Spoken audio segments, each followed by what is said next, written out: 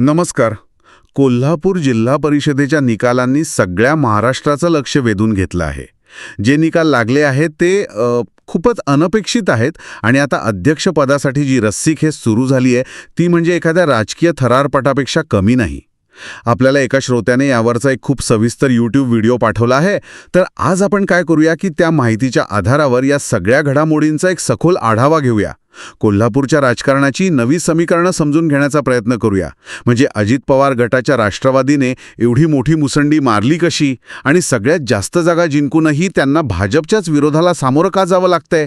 आणि यातला सर्वात महत्त्वाचा प्रश्न म्हणजे या सत्ता संघर्षाचं पुढे काय होणार, कारण शक्यता इतक्या आहेत की कोल्हापूरच्या राजकारणाची दिशाच बदलू शकते. चला तर मग थेट निकालांपासूनच सुरुवात करूया. अजित पवार गटाच्या राष्ट्रवादी काँग्रेसने तब्बल 20 जागा जिंकल्या आहेत आणि ते सर्वात मोठा पक्ष ठरले आहेत. हे अविश्वसनीय आहे. म्हणजे मागच्या निवडणुकीत जे 3ऱ्या क्रमांकावर होते त्यास थेट पहिल्या क्रमांकावर. हे घडलं कसं? हाच तर या निकालाचा केंद्रबिंदू आहे. आपण जर 2017च्या निकालांशी तुलना केली ना की या विजयाची भव्यता लक्षात येते. काय होते 2017चे आकडे? 2017मध्ये राष्ट्रवादीकडे फक्त 11 जागा होत्या. तेव्हा मुख्य सामना होता भाजप आणि काँग्रेसमध्ये. दोघांच्या प्रत्येकी 14 जागा होत्या. अच्छा, म्हणजे राष्ट्रवादीने 5 वर्षात आपल्या जागा जवळजवळ दुप्पट केल्या आहेत. दुप्पटच म्हणायला हवं. म्हणजे त्यांनी फक्त जागाच नाही जिंकल्या तर राजकीय पटलावर आपलं वर्चस्व सिद्ध केलंय. अगदी आधी 3ऱ्या नंबरवर असलेला खेळाडू आता थेट मॅचचा कॅप्टन बनला आहे. बरोबर नाही, उलट ती आणखी घट्ट झालीय. त्यांनी सिद्ध करून दाखवलंय. हो, ते जिल्ह्यातले प्रमुख राजकीय खेळाडू आहेत हे त्यांनी दाखवून दिलंय. पण मग इथेच तर खरी गंमत आहे. ज्यांच्या जागा सगळ्यात जास्त त्यांचा अध्यक्ष. हे साधं सरळ गणित असायला हवं. बरोबर. पण तसा होताना दिसत नाहीये. राष्ट्रवादीकडे 20 जागा असताना 12 जागा जिंकलेल्या भाजपने अध्यक्षपदावर दावा केलाय. हे कसं काय शक्य आहे? आणि हाच मुद्दा या संपूर्ण प्रकरणाला एका वेगळ्याच पातळीवर घेऊन जातो. भाजपचा जो युक्तिवाद आहे ना तो जागांवर नाहीच आहे. मग कशावर आहे? तो आहे मतांवर. त्यांचे खासदार धनंजय महाडिक यांनी एक नवीनच मुद्दा समोर आणलाय. म्हणजे ते म्हणतात सारी आमच्या जागा कमी असल्या तरी आम्हाला मतं जास्त मिळाली आहेत.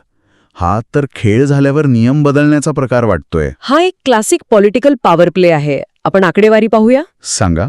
भाजपला जिल्ह्यात एकूण 3,42,000 मतं मिळाली आहेत, तर राष्ट्रवादीला मिळाली आहेत 3,41,000. म्हणजे फरक अगदीच किरकोळ आहे. हो, फरक आहे फक्त 1,000 मतांचा. फक्त 1,000? फक्त 1,000 मतांवर. हो, एवढ्याशा फरकाच्या आधारावर भाजप स्वतःला मोठा भाऊ म्हणून घेत आहे आणि अध्यक्षपदावर हक्क सांगताय. म्हणजे लोकशाहीत निवडून आलेल्या प्रतिनिधींच्या संख्येपेक्षा एकूण मतांच्या आकडेवारीला जास्त महत्त्व देण्याचा हा प्रयत्न आहे. हे एक प्रकारची नैतिक खेळी आहे की निव्वळ दबावतंत्र? हे शुद्ध दबावतंत्र आहे. खरं तर या युक्तिवादातून भाजप महायुतीमध्ये आपली बार्गेनिंग पॉवर वाढवू पाहत आहे. ते एक नॅरेटिव्ह सेट करतायत. अगदी ते एक नॅरेटिव्ह तयार करत आहेत की बघा, जागा जरी कमी असल्या तरी जनतेचा कौल आमच्याच बाजूने आहे.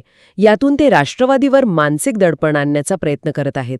म्हणजे एका स्पष्ट पराभवाला ते लोकप्रियतेतील विजय म्हणून सादर करत आहेत. बरोबर, जी एक हुशार पण तितकीच वादग्रस्त खेळी आहे. याचा अर्थ महायुतीमध्येच आता 2 गट पडले आहेत. हो, एका बाजूला हसन मुश्रीफ आहेत ज्यांची भूमिका स्पष्ट आहे, ज्याच्या जागा जास्त त्याचा अध्यक्ष. आणि दुसऱ्या बाजूला धनंजय महाडिक जे मतांचं गणित मांडत आहेत. म्हणजे घरातच भांडणं सुरू झाली आहेत. हो, आणि ही भांडणं वरवरची नाहीत तर ती थेट सत्तेच्या वाटणीवरून आहेत. त्यामुळे महायुतीचं ऐक्य पणाला लागलं आहे. आणि जेव्हा घरात भांडणं लागतात तेव्हा शेजाऱ्यांना संधी मिळते. बरोबर, इथे तिसरा खेळाडू हीच संधी शोधत आहे. आणि तो तिसरा खेळाडू म्हणजे शिवसेना. त्यांच्याकडे 9 जागा आहेत. हा आकडा लहान वाटत असला तरी सध्याच्या परिस्थितीत या 9 जागा किंगमेकर ठरू शकतात. हो, त्या ज्या बाजूला झुकतील त्या बाजूचं पारडं जड होणार. बरोबर. आणि इथे फक्त गणिताचा भाग नाहीये, तर जुन्या जखमांचा आणि अपमानाचा हिशोब चुकवण्याचाही भाग असू शकतो. म्हणजे सूत्रांनुसार या कथेची मुळं कोल्हापूर महानगरपालिकेच्या महापौर निवडणुकीत आहेत. अच्छा, म्हणजे ही जुनी गोष्ट आहे. हो, तेव्हा शिवसेनेचा महापौर पदावर हक्क होता. त्यांचे नेते प्रकाश आंबेडकर यांनी शिवसेनेचा महापौर होणार असे बॅनरही लावले होते. पण ऐनवेळी भाजपने डाव टाकला. अगदी भाजपने डाव टाकला आणि शिवसेनेचा दावा डावलून आपला महापौर बसवला. अच्छा, म्हणजे तो अपमान शिवसेना अजून विसरलेली नाहीये. राजकारणात जुने हिशोब विसरले जात नाहीत असं म्हणतात. ते खरं आहे. अजिबात नाही. उलट योग्य वेळेची वाट पाहिली जाते. आणि आता ती वेळ आलीये. हो. आता जिल्हा परिषदेच्या रूपाने शिवसेनेला तो हिशोब चुकता करण्याची आयती संधी मिळाली आहे. जर शिवसेनेने ठरवलं की भाजपला धडा शिकवायचा आहे आणि त्यांनी राष्ट्रवादीला पाठिंबा दिला तर भाजपचे अध्यक्षपदाचे स्वप्न जागेवरच विरून जाईल. बरोबर. महापालिकेतील तो पराभव शिवसेनेच्या मनात अजूनही सलत असण्याची दाट शक्यता आहे. म्हणजे एका बाजूला महायुतीतील जागा आणि मतांचा संघर्ष आणि दुसऱ्या बाजूला शिवसेनेच्या मनात असलेला जुन्या अपमानाचा बदला. कोल्हापूरचं राजकारण चांगलंच गुंतागुंतीचं झालंय. पण मला वाटतं या कथेतला सगळ्यात मोठा ट्विस्ट अजून बाकी आहे. हो, आणि तो ट्विस्ट असा आहे की तो महायुतीच्या चौकटीच्या पूर्णपणे बाहेरचा आहे. म्हणजे तो दोन नेत्यांच्या वैयक्तिक मैत्रीचा आहे. राष्ट्रवादीचे हसन मुश्रीफ आणि काँग्रेसचे सतेज पाटील. हे दोघे दोन वेगवेगळ्या पक्षांत, दोन वेगवेगळ्या आघाड्यांमध्ये आहेत, पण त्यांची मैत्री संपूर्ण कोल्हापूरच्या राजकारणात प्रसिद्ध आहे. आणि याच मैत्रीने आता भाजपच्या गोटात चिंतेचं वातावरण निर्माण केलं आहे. कसं काय? कारण सतेज पाटील यांनी निकालानंतर एक अतिशय सूचक विधान केलंय. काय म्हणाले ते? ते म्हणाले, जर मुश्रीफ यांनी मदत मागितली तर आम्ही विचार करू. अरे वा, हे साधं वाक्य नाही. हा एक राजकीय संदेश आहे. हा भाजपसाठी थेट इशारा आहे की तुम्ही जर आमच्या मित्राला त्रास दिला तर आम्ही त्याला मदत करायला तयार आहोत. पण थांबा, मुश्रीफ हे राज्यात भाजपसोबत सत्तेत आहेत. मग ती जिल्ह्यात भाजपाला डावलून काँग्रेसशी मदत घेण्याचं धाडस करतील का? हाच तर मोठा प्रश्न आहे. हे तर असं झालं की राज्यात एका ताटात जेवायचं आणि जिल्ह्यात एकमेकांच्या विरोधात लढायचं. याचे परिणाम गंभीर होऊ शकतात. आणि म्हणूनच ही सर्वात धक्कादायक आणि तिसरी शक्यता आहे. जर भाजपने अध्यक्षपदाचा हट्ट सोडला नाही तर हसन मुश्रीफ महायुतीत राहूनही काँग्रेसच्या बाहेरून पाठिंब्यावर आपला अध्यक्ष बसवू शकतात. हे राजकारणात अभूतपूर्व ठरेल. हो ना. पण गणित कसं जुळेल? गणित अगदी सोप्पं आहे. राष्ट्रवादीच्या 20 जागा आणि काँग्रेसच्या 15 जागा. म्हणजे 35? हो. दोन्ही एकत्र आल्या की आकडा होतो 35. जिल्हा परिषदेत बहुमतासाठी 34 जागांची गरज आहे. म्हणजे बहुमतापेक्षा एक जागा जास्त. बरोबर. असं जर झालं तर भाजप पूर्णपणे एकाकी पडेल. ज्या मतांच्या आधारावर ते अध्यक्षपदाचा दावा करत होते ते अक्षरशः तोंडावर पडतील. म्हणजे कोल्हापूरच्या राजकारणात गनिमी कावा होण्याची शक्यता आहे. तुम्ही वरून महायुतीमध्ये चर्चा करत राहा, पण पडद्यामागे दोन मित्र वेगळंच समीकरण जुळवून मोकळे होतील. तुम्ही अगदी योग्य शब्द वापरलात, गनिमी कावा. कोल्हापूरच्या राजकारणात हे नेहमीच घडत आलं आहे.